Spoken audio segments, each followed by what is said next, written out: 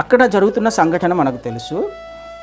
స్వార్థ ప్రకటించబడుతున్నప్పుడు అందరి హృదయాలు గుచ్చబడ్డాయి, నొచ్చుకున్నారు, సత్యమును గ్రహించారు, తప్పును చేశామని ఒప్పుకొని వాళ్ళు చేస్తున్న పని మేమేం చేయాలి, మీరు పాప క్షమాపణ నిమిత్తము యేసుక్రీస్తు నామమున బాప్తిసం పొందండి, మీరు చేసిన తప్పులను ఒప్పుకొని బాప్తిసం తీసుకోండి.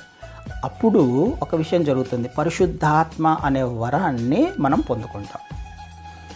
ఎందుకు కావాలి ఈ పరిశుద్ధాత్మ దేవుడు అని అంటే, ఈ పరిశుద్ధాత్మ దేవుడే నేను ఆయనను అంగీకరించిన తర్వాత, రక్షించబడిన తర్వాత మొట్టమొదటిగా నీతో నాతో సహవాసం చేయడానికి, ఆయన ఎక్స్పెక్టేషన్స్కి తగినట్టుగా జీవించడానికి నడిపించే ఒక వెల్ విషర్ ఆయన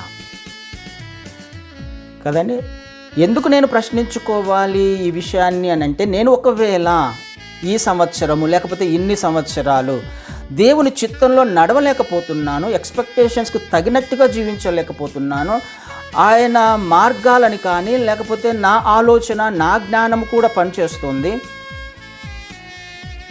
నేను ఒప్పుకోలేకపోతున్నాను, విధేయత చూపించలేకపోతున్నాను అని ఒకవేళ మనకు అనిపిస్తూ ఉన్నట్లయితే, నేను దీనిని జయించలేకపోతున్నాను, ఇది అసాధ్యంగా కనిపిస్తుంది నాకు అని ఒకవేళ అనుమానంగా ఉన్నట్లయితే, దేవుని మార్గాలు కష్టంగా ఉన్నాయి అని అనిపిస్తున్నట్లయితే, మొట్టమొదటగా మనం ప్రశ్నించుకోవాల్సింది, నా రక్షణ సరి అయినదైతే నాలోకి పరిశుద్ధాత్మ దేవుడు వస్తాడు, ఈయన నన్ను క్రీస్తు వారి మార్గంలో దగ్గర ఉండి నడిపించుకుంటూ వెళ్తాడు. అది ఒకవేళ సరి అయినదే కాకపోతే, మనం తీసుకున్న బ్యాప్టిజం సరి అయినది కాకపోతే, రక్షణ సరి అయినది కాకపోతే, నాలో పరిశుద్ధాత్మ దేవుడు ఎట్టి పరిస్థితులలో ఉండడు కదండి.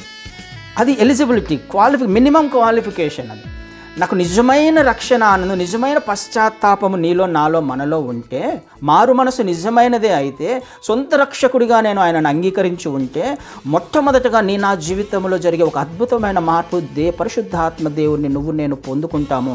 ఆయన ఎక్స్పెక్టేషన్స్కి తగినట్టుగా జీవించడానికి ప్రయత్నం చేస్తాం.